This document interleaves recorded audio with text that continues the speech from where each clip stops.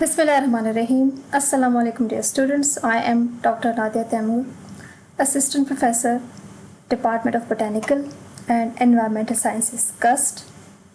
Today we will discuss the topic internal symptoms of virus-infected plants.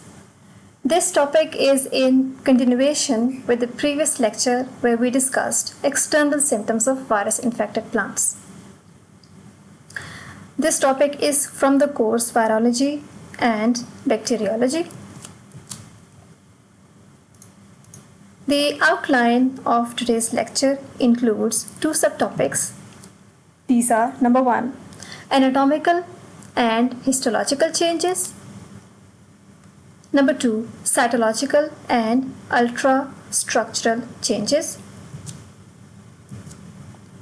So we begin with anatomical and histological changes.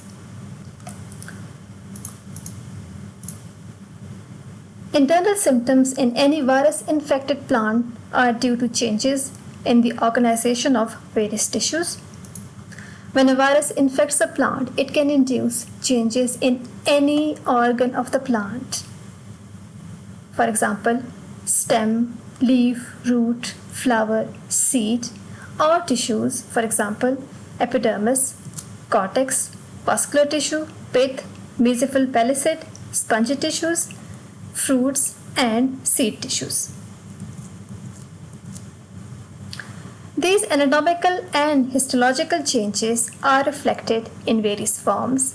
These include hyperplasia, hypoplasia, hypertrophy, hypotrophy, scars and cankers, wounds and necrotic reactions, phloem necrosis, stem pitting or wood pitting.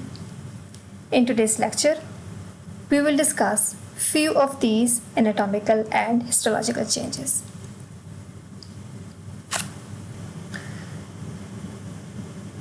So first we discuss hyperplasia. Hyperplasia is an abnormal increase in the number of cells.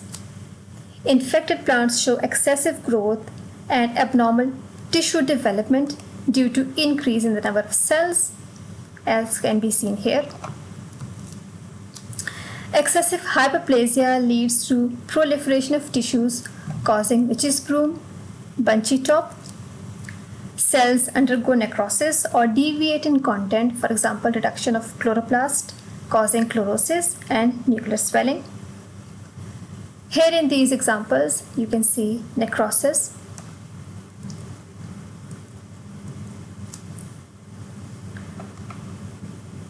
The next anatomical change is hypoplasia. Hypoplasia is the development of fewer or smaller cells resulting in underdevelopment of plant organs.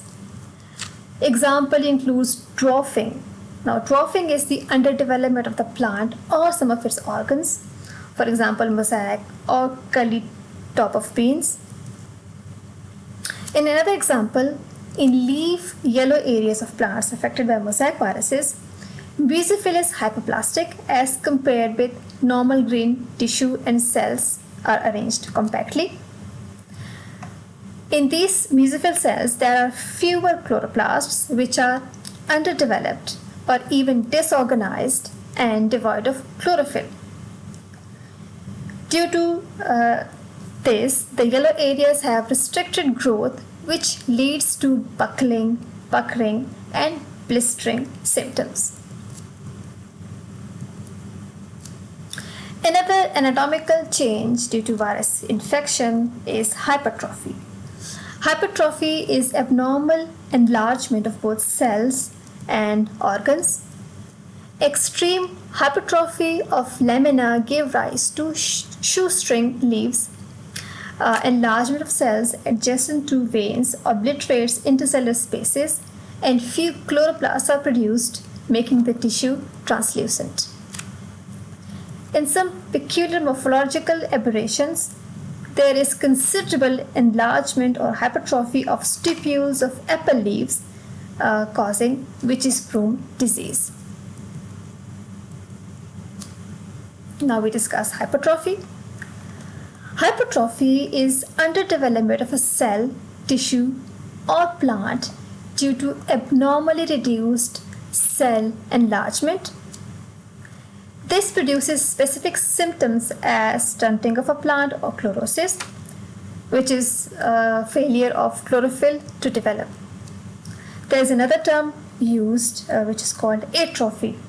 Atrophy is used for completely arrested development of cells or organs due to complete lack of cell multiplication and cell enlargement. There are also some other examples of anatomical and histological changes. In some cases, the phloem may get destroyed, causing phloem necrosis, for example, in potato leaf roll disease. Another example, in curly top of sugar beet, hyperplasia result in the death of phloem parenchyma. Also, the abnormal meristematic activity of phloem parenchyma result in the formation of tumors.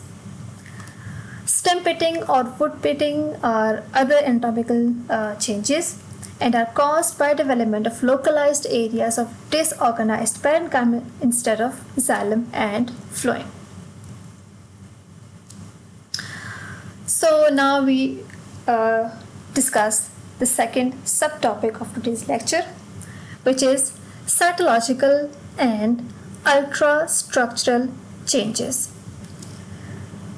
The internal changes in virus-affected plants can be observed by light and electron microscopy and include anatomical and histological deviation, cytological and ultrastructural changes, and formation of inclusion bodies.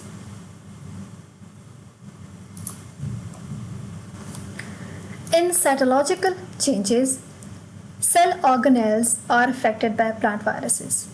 These organelles include cytoplasm, mitochondria, nucleus, endoplasmic reticulum, plasmodesmata, chloroplast, inclusion bodies, and cell wall. We begin with changes in cytoplasm. So when virus infects a plant, it induces different types of changes in the cytoplasm. These may include round inclusion bodies without a membrane and containing virus particles scattered in amorphous matrix in the cytoplasm.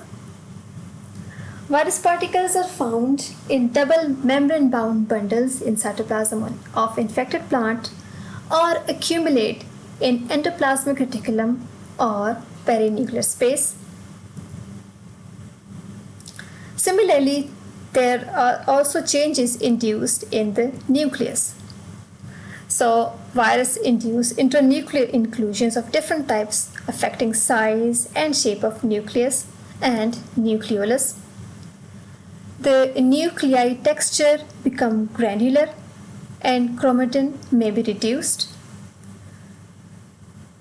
Nuclei may become swollen or hypertrophied and disintegrated, for example in geminiviruses. Sometimes the nuclei may become filled with virus particles and are greatly enlarged. Crystalline plate-like inclusions are observed in cells infected with plant viruses, for example tobacco H virus.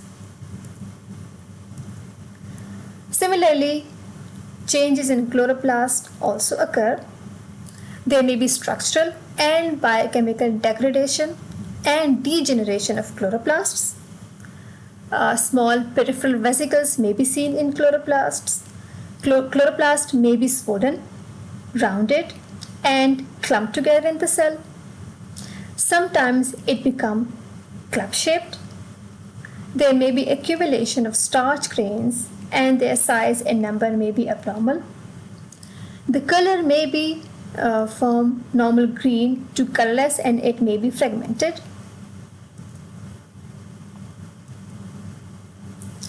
Now, mitochondria is also affected due to virus infection.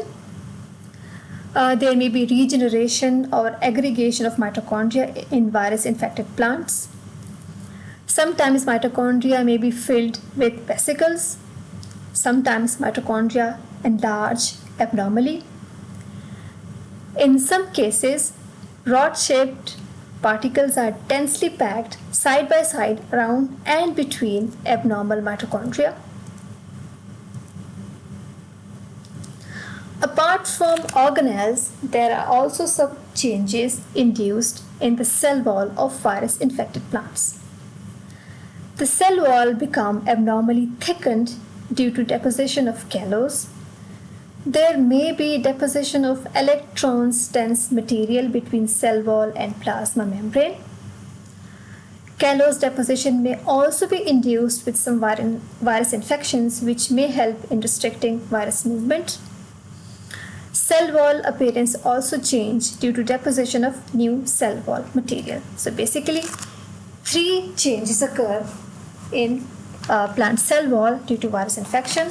These are deposition of electron-dense material, deposition of callose, and deposition of new cell wall material. Appearance of numerous small membrane-bound bodies near the cell walls in all cell types with electron density similar to plasma membrane. So this is another change that occurs in plant cells.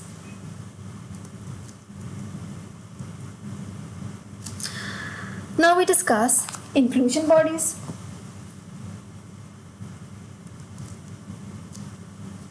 So, formation of inclusion bodies is one of the major cytological effects of virus infection.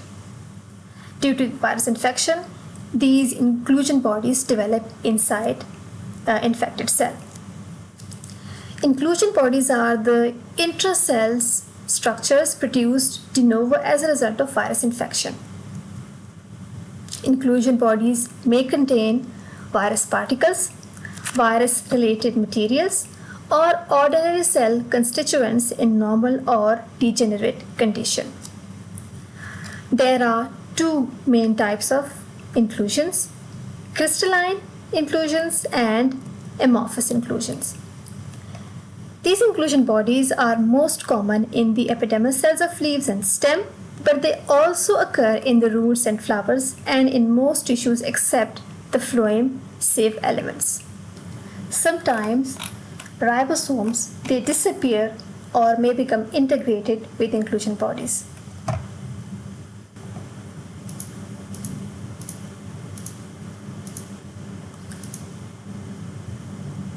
So as we discussed, inclusion bodies are of two types: amorphous inclusion bodies and crystalline inclusion bodies. The amorphous inclusion bodies are called X bodies and resemble certain microorganisms. Crystalline inclusion appear as crystals in cytoplasm and nucleus. X bodies appear elliptical, almost entirely composed of dense granules of varying in sizes with no envelope, or they may be spherical, consisting of narrow peripheral zone and large internal vacuoles. So in these images, you can see these are crystalline inclusions. They appear like crystal bodies, and here the inclusions appear as amorphous inclusions. There are also intraplasmic crystalline inclusions and intranuclear inclusions as well. Intraplasmic crystalline inclusions seem to be associated only with rod-shaped virus particles, whereas intranuclear inclusions are mainly in the form of thin plates, which can be seen in plant cells. So this was all about internal symptoms of virus-infected plants. These symptoms are important because plant viruses causing diseases are of major importance in the identification of the virus concerned. Most viruses are named on the basis of these symptoms that are produced in plants. I hope today's lecture was helpful. This is the last slide, and two references are presented here.